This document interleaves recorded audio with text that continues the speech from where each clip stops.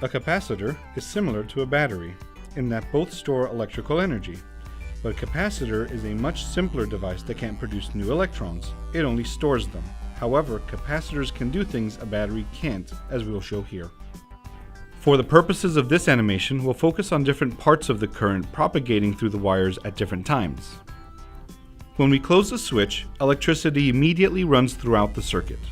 Although the convention is to think of electrical current as moving from positive to negative, electrons actually move from negative to positive, as we represent here with yellow particles. As you can see, the battery is not much good at powering this motor to lift this weight, because it discharges gradually, much more slowly than would a capacitor with the same charge. Here we'll learn why a capacitor is much better suited to such a task than a battery. Like a battery, a capacitor has two terminals, positive and negative. Inside the capacitor, the terminals connect to two metal plates separated by an insulator that keeps the plates from touching each other and allows them to hold opposite charges, maintaining an electric field. Capacitors can be useful for storing and quickly discharging electricity, so you can power, for example, an electric motor, as we'll show here. First, we need to charge the capacitor. By closing the switch, we create a circuit that includes both the capacitor and the battery. Electrons flow from the battery to the capacitor, where they are stored. Here, a yellow glow represents the increasing charge held by the plate. For every electron gained by that negative plate, an electron is lost by the positive plate, maintaining the capacitor in equilibrium.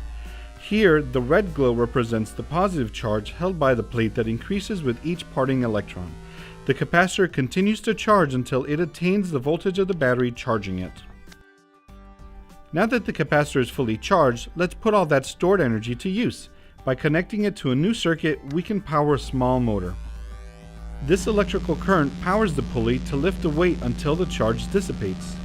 The electrons on the capacitor's negative terminal are drawn to its positive terminal. They rush along the path that leads there, straight through the motor. Let's watch this again.